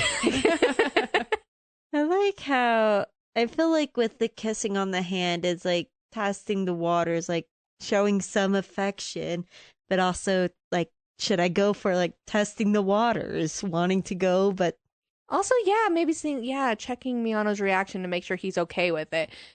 I love this emotional confession and just, I don't know, how they animated it with the sun going down, just the colors and just the emotions and the confetti. Just, I don't know. It made my little heart happy. Confessing and stuff like that, man, yeah, more like Sasaki and will want to go more for it, but like, but he took it when slow. you still like becoming official, the butterflies in your stomach, the anxiety on what the response is, and even when it's confirmed, like that first like going for it is like But I love then after this whole scene that Miyano pulls Sasuke away from him to look him in the eye and he's like, I like you and I want you to be my boyfriend. And Sasuke's like, why are you suddenly being so formal? And then Miyano says, I just read this BL manga where they confess to each other that they like each other in volume 2, but then in volume 3 they weren't dating, so I want to make sure that doesn't happen to us. That is a trope that happens. And Sasuke just starts laughing. He's like, don't laugh at me. I just want to make sure we're on the same page. And then Sasuke's like, of course, then turns it on him. Is like, will you go out with me? And I'm like, you guys both are asking each other out, you goobers. Just say yes, Sasaki. Don't ask it back. Well, again. Sasaki does want to say yes, but again, boundaries. He doesn't want to cross. It's still not too late for Miyano to change his mind. Yeah. And also the fact that he asked first. Like, I'm going to ask you. But I love after Miyano says yes, that they have another little kiss. I don't know. I just like that little detail. And then finally they're like, oh, we probably should exchange phone numbers, huh? Finally. And Hirano's just like, finally, when he finds out later. Like, that took you guys way too long. If he had a newspaper in that moment, I feel like he would have been whacking Sasuke over the head. Like, that took you too long. Like he did at first, like when he grabbed Miyano by the shoulders to make sure he was a guy. Like, shoot, back off, shoot. Like with that newspaper. Yeah, round 2. So this, I think it happened briefly in the anime, but they didn't go into like the sexual details about this. Well, I mean, the words. Not the words. They're nothing sexual, I promise. I got a look from Kaylee a little bit there, like, what? I was like, well, there is one scene that I can think of in the movie, but I wasn't sure. But I just thought it was really cute that Sasuke asks for a spin-off manga series that Miyano let him, but Miyano's like weary to give it to him because he's like, there's a lot of sex scenes in it, like every 5 pages or so. He's like, okay, do you want to come to my house then to read it? Because I don't trust you to read it in school. Like, he will read it in school. Yeah. And like, so Sasuke's like flipping through the manga. He's like, oh, he's right. There's sex scenes every 5 pages. But then he finds like a little blipper that says like, this is what you do with your lover. He then thinks to himself like, we're actually dating now. We're official. And so he like turns to Mia and is like, you're my boyfriend, right? And Miyano's like, blushes bright red. He's like, I guess so, right? He's like, my boyfriend, huh? Yes, your boyfriend. My boyfriend. He just like, keeps going. And Miyano cries out like, why do you have to tease me so? Well, and what is he reading in his hands? Miyano is just like, what is he going to say when he looks at this? What is he saying? And that's what he says. My boyfriend. My Saying boyfriend. my boyfriend while reading such a sexual manga. Just like read that like, this is what you do with your lover. Boyfriend. But I also thought it was cute in the movie, like how Sasuke asked Miyano to come support him the day of his college exams, like if he could meet him at the station just to see him right before. And Miyano gives him like a hug right before he goes and says, good luck. I'm just like, oh, Train station goodbye. train station goodbye. Yes. I told you this is a walking trope encyclopedia. Yeah, the train station goodbye is in my section of tropes. But then finally they are together. Finally. Ugh, that was rough. Took them 3 years, but they finally made it. Yeah. Something like that. But then, like, when Sasuke gets sick after studying for too much and Miyano goes to visit him at home, and he's like, he wakes up at first and is like, Miyano's in my room. Like, shoots up. He's like, sorry, I was told by my friends to come by and check on you, make sure you're good, because you canceled on meeting up with me today. So earlier in the show, Sasuke had said something about how he thought it was really cute how in a BL, one of the guys was wearing a mask. And the other guy kissed him over the mask. Yeah. Oh. And apparently he has a thing for this. Because right before Miyano leaves, they're both wearing masks to make sure Miyano doesn't catch his cold. And he kisses him through the mask. But then also the fact that Miyano tells his mom about Sasaki in the movie. Yes. And tells him that there's this senpai he really likes and wants to make chocolates with him at home. And she's just like, she flows with it. She's just like, okay, introduce him to me sometime, okay?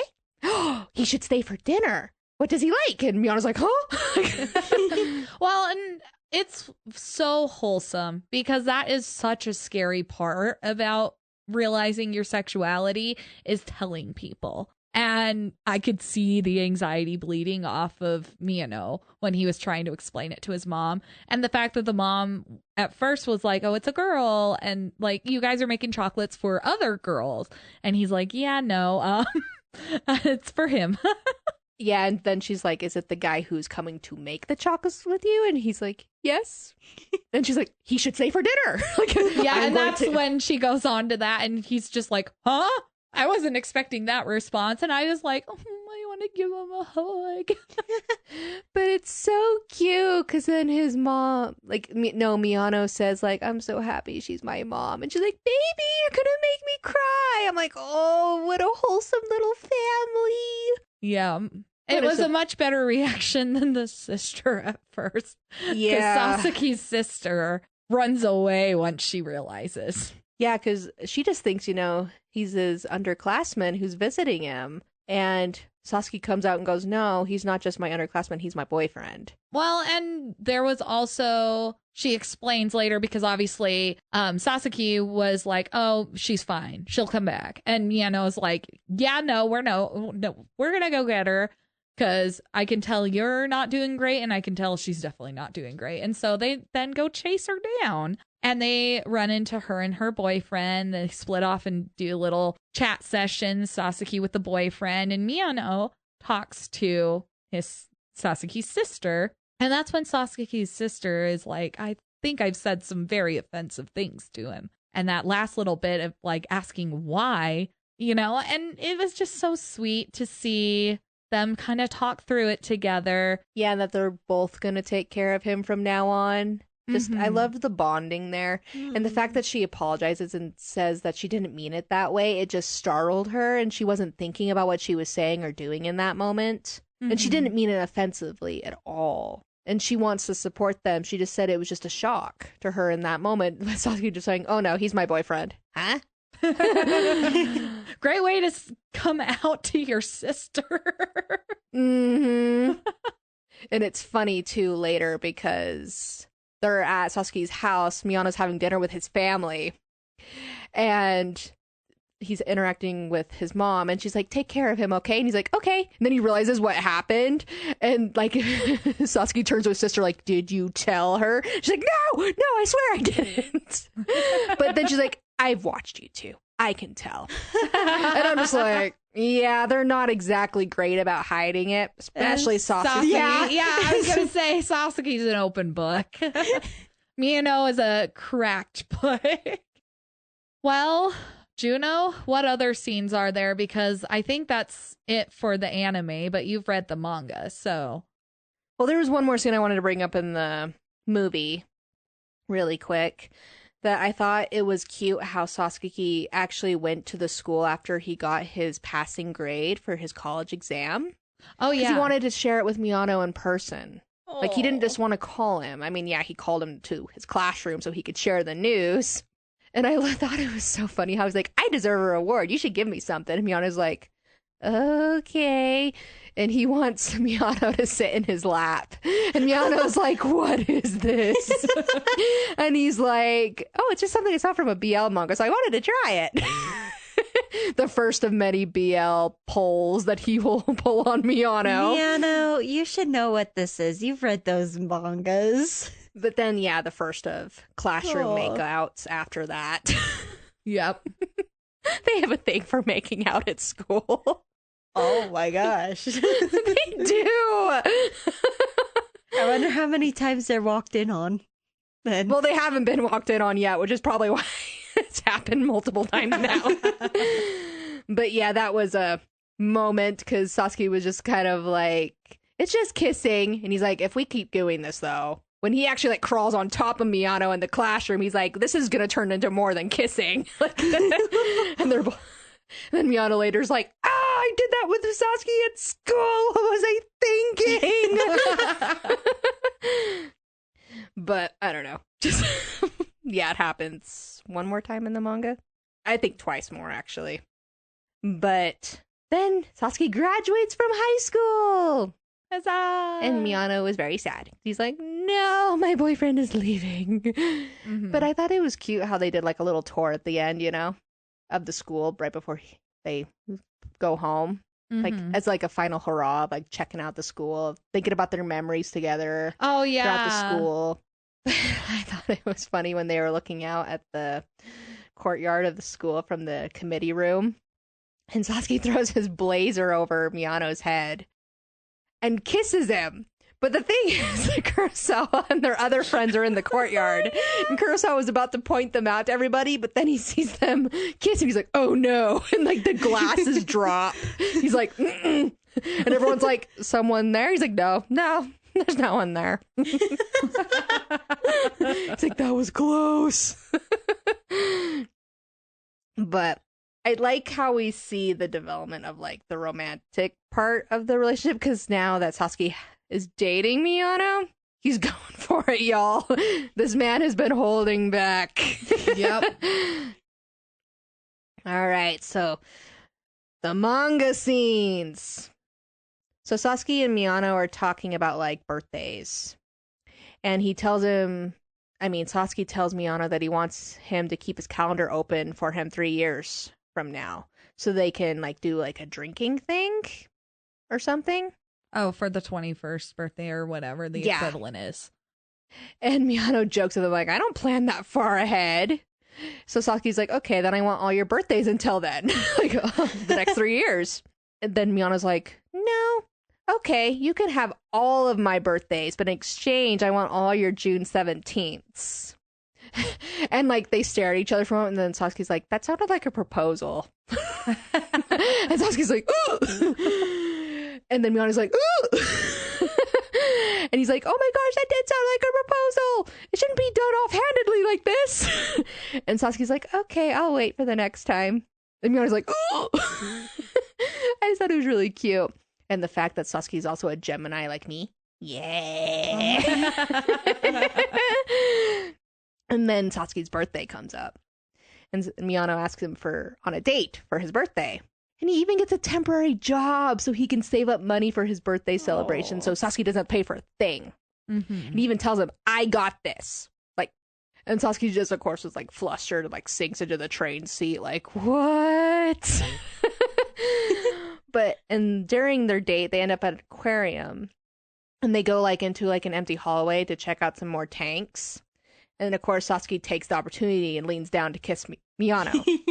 Yeah. But then he apologizes again, like he's been kind of doing for a little while after they kiss. And Miyano thinks that he's making Sasuke worry about him somehow, like that he's okay with his boyfriend kissing him. And so he like chases down Sasaki, who had walked down to a couple tanks. And he's like, I don't want you apologizing since we're dating. It's okay, essentially, for you to kiss me. And of course, Sasuke takes that as the open invitation it is and kisses him again and apologizes. I was like, okay, I won't do it anymore. And I'm like, you two are too cute. You kill me. And then I think this is funny. So while they're out on their date, they run into Juro, who is out and about. And he joins them. But what's funny is Miyano's friends are following them during this date because they want to prove to one of their classmates that their PDA is everywhere and anywhere. And they want to prove their point by following Sasuke and Miyano and be like, see? And then they see Juro and they're like, okay, now we need to extract him. And they end up in an amusement park.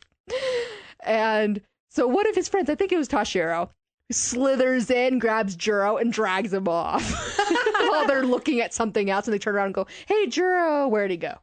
And the friend's like, mission accomplished. Like you were in there too much. This is their day. And one of the guys is like, why am I still here? I just wanted to see if they were right about them having so much PDA anywhere and everywhere. And the fact, like, as they're leaving the amusement park, Sasuke sees them and he goes, I saw that. He's like, I'm not going to say anything to Miyano. Nope, we're not being followed. I just thought it was funny. Oh my gosh. So the last thing about their date, they get on the Ferris wheel and Miyano gives Sasuke an ear cuff for his birthday. Ooh. To add to all the piercings. And then it turns out Sasuke then slides out a bracelet onto Miyano's wrist and goes, now we match. He got them a pair of matching bracelets for them to wear. I was like, Miyano's like, wait, it's not my birthday? He's like, no, but I wanted this. Aww. And then, so Sasuke is going to college and he's starting to make some friends with some of his new classmates. And they start bombarding him with questions about Miyano because then they find out he's in a relationship. But it makes him like want to see Miyano. And what's funny is they all keep calling Miyano his girlfriend, but because he hasn't told them that Miyano is a guy. But then he goes to the school as a visitor and catches Miyano talking to the basketball team in the gym. And of course, Miyano lights up when he sees him and goes hurrying over to him, which then a rogue basketball comes flying at them. And Sasuke, bats that shit away. Very protective. Yeah. And the guy who's there with him was like, oh, I'm so sorry. Like, you good? He's like, yeah, we're good. And I was like, we'll just go back to the classroom now. All's well. Kissing in the classroom. Yep, happens again. It starts out with, Sasuke telling him that he couldn't stand not seeing him, so that's why he was there at the school to see Miyano. And of course, Miyano is very flattered by this, I suppose is the best word to put it. And yeah, yanks him into a classroom and they, again, make out again in the school. And Sasuke's just like, you know what? I should just come back to high school. And Miyano's like, no, there's no need for that. Don't worry. I'm planning to go to your college, so just wait for me. Makes a commitment. Mm-hmm. And Sasuke's like, huh? And Miyano even proves it because they go to a bookstore together and he gets a reference book that's been published by Sasuke's college, like practice questions for the exam. This man is committed to going to the same college. So I guess the last thing I'll talk about is, so they end up at Miyano's house for a study. to study together. Goodness, I speak English, I promise. And Miyano brings up that he's thinking about getting a piercing himself after he graduates high school. But he's mumbling kind of like about the pain, like he isn't sure. So he's thinking, well, I've heard about the lobes. They're not too bad. Like, they don't hurt too much. Sasaki tells him, like, the pain depends on the person. He's like, do you want to try it? And then he bites Miyano's earlobe. And Miyano's just like, ah! And he's like, wait, no, my mom's going to be home soon. Let's not start something. And then he's like, what's gotten into you? And then he realizes that Sasaki was imitating the BL again. So I was like scolding him for it because he was reading something about like something to do with piercings or the BL that was sitting on his bed. And then he realizes what Sasaki did. I just lost it. It was just funny that, yep, Sasaki likes to take a lot of things out of the BL to recreate with his own boyfriend. I don't blame him for that. He takes from the BL that Miyano likes and hopes maybe to find something that Miyano's into that he hasn't voiced yet. Oh, wait, no. I'm sorry. Maybe 2 more quick things. So after the Culture Festival, they end up sharing they go to the nurse's office during the Culture Festival. And they end up passing out together on the bed after having a conversation. And then Sasaki's college friend, who has been kind of suspecting that he's been dating someone from his all-boys school, finds them together sleeping. He's like, oh, that's cute. And, of course, takes a picture. Sasaki's going to beat him. Yeah. Be like, that's my boyfriend. Well, then, and, of course, another heated moment that Sasaki visits Miyano at his house to give him his old high school uniform so he doesn't have to buy any for the new year. And he's like, you should try them on. And so they're trying on the uniforms, and then he is like, oh, well, if you maybe pull it up like this, and reaches for Miyano's belt. And then they both pause and realize what he's doing, and he yanks back like, I'm sorry. Miyano's like, it's fine. And then they both give each other a very heated look. And I'm like, oh boy, like, are we getting into something here? And yeah, Sasaki leans down to kiss him. And then, of course, Miyano's mom yells, boys, I have donuts. Come pick out your donuts. I'm like, no. Terrible timing, Mom. Terrible timing. I know. And Sasaki's like, okay, I'm going to go out there and get a donut. I'm all good. And they're like, yeah, we're good. But the fact that you can tell Sasaki is fighting for his life not to pounce Miyano is... Really is difficult. The heat is growing. I like that it's not all at once, too. Because from the sounds of it, it's very gradual. It adds up over time. And that is a very healthy trait for a couple. Because I'm sorry if it jumps straight into that.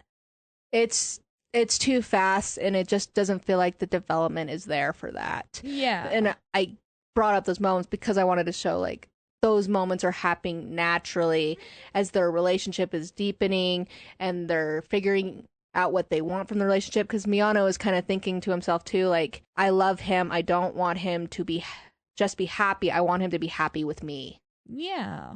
Like, as they're figuring out, like, if this is going to probably move towards marriage, you know, because that's usually the goal of dating. And then, you know, seeing Sasaki fight for his life, not to just pounce. Because this man has been fighting for it for a long time.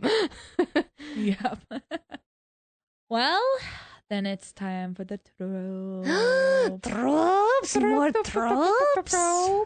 We already have been talking about tropes all of today. Well, there's, like you said, there's a lot of tropes in this. This is the trope encyclopedia, and I will hold by that until forever. But I'll go ahead and start. This is a trope that is very, very, very, very common in shows that are same-sex couples, and that is the masculine, feminine, gay couple. Yeah. Same-sex couple where one partner is more masculine and the other one is more feminine. And this one, definitely, they play a lot into the fact that Miyano is more petite and feminine in a lot of aspects, but he still is a guy. Yeah, I definitely think it's more oriented towards the appearances, though, in this case. Yeah, because there's definitely, it most of the time is appearances that they're comparing with this, and that's definitely there. Mm-hmm. It's a trope that is both overused, but I still enjoy, if that makes sense. Mm-hmm. So. Yeah, makes sense. So one of mine is promoted to love interest. The adaptation of a story turns a character's platonic relationship into a romantic one. And I like how we were able to see the development towards it and then the development of it afterward, too. Like how they come together as a couple. I like that, too. True love is exceptional. A character falls in love with someone who is usually not their type. Miyano and Sasaki. Sasaki's more open to it, but Miyano really did struggle with, like, do I really like someone who's definitely not their type at first? Whether that's with personality and or gender. Yeah. Well, mostly gender. I feel like a lot of coming out stories definitely fit into that trope because it all starts with that one person that makes you change your mind. So, yeah. Yeah. Okie dokie. I have too many. I'll go ahead and do this one.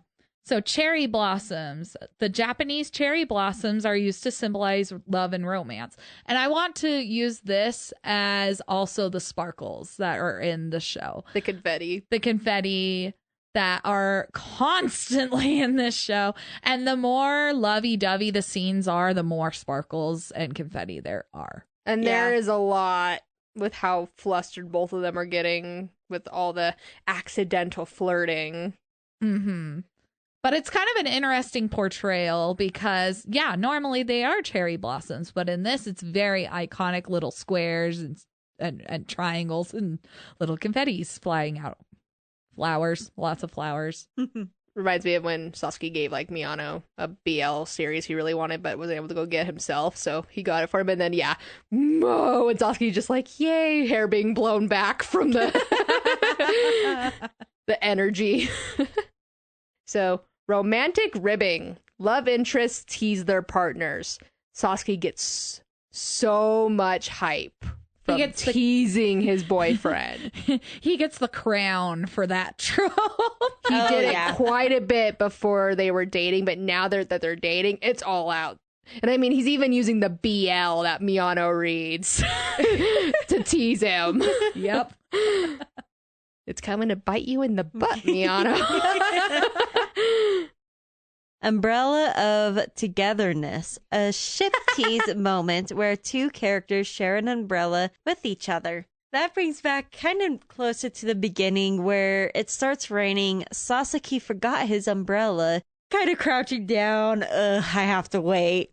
Miyano comes out and sees Sasaki and is like, well, you go to the same train station, want to share an umbrella? And Sasaka's like, yeah, I'll hold it for you. But they walk to the train under umbrella. And it's one of their very first moments together, too. So it literally is bringing them together.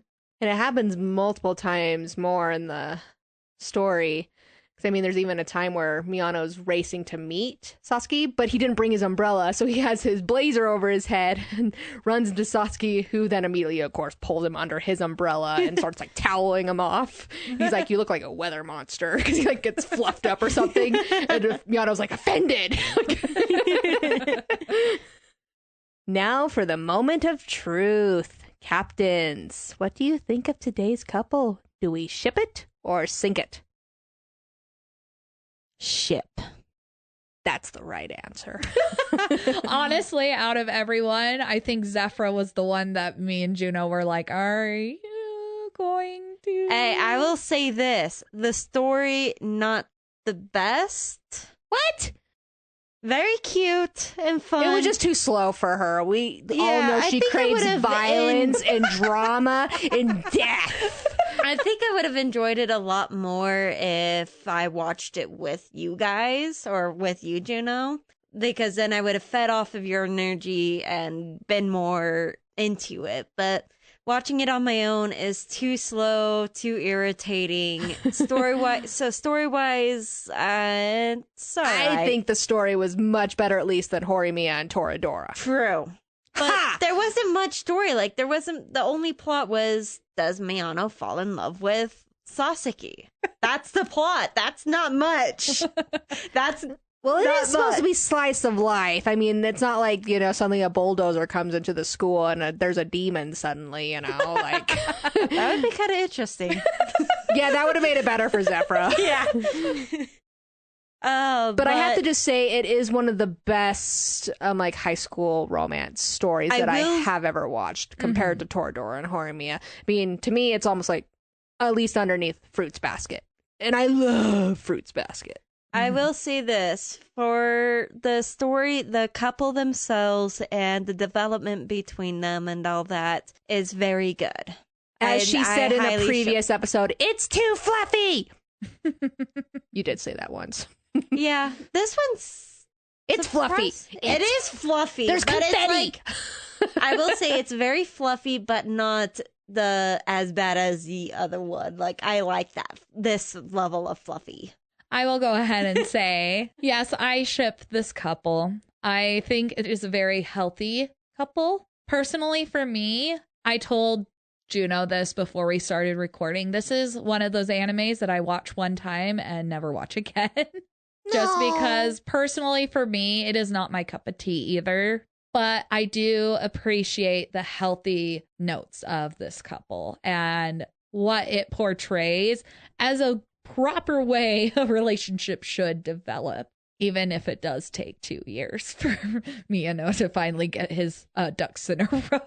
Well, he didn't know about Sasaki's feelings for a whole year because Sasaki didn't tell him. I mean, he was showing him with his actions, but it's like it wasn't clicking for him until Sasaki actually confessed to him. And that's when he really started thinking about it. So then after that, the year, yeah. So he was aware, at least for that time. So we can't blame him for the 1 year because The first year, no. The second year took a little too long for my...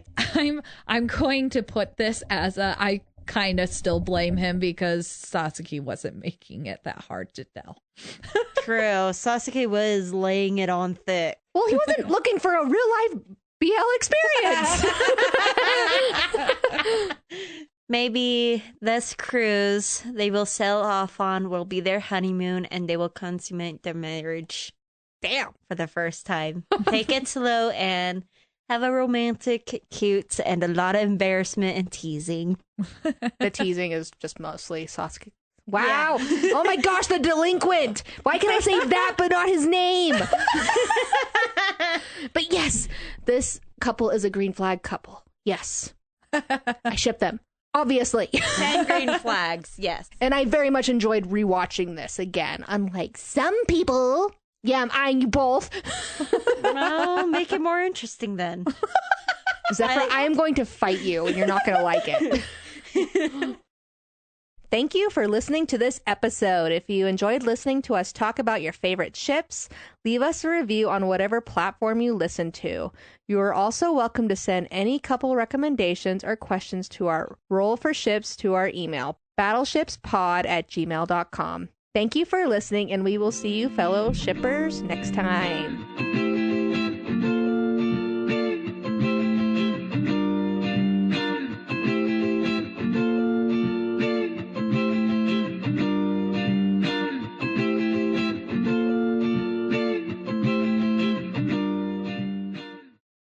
Next up, episode 16, Taki and Mitsuha, From Your Name.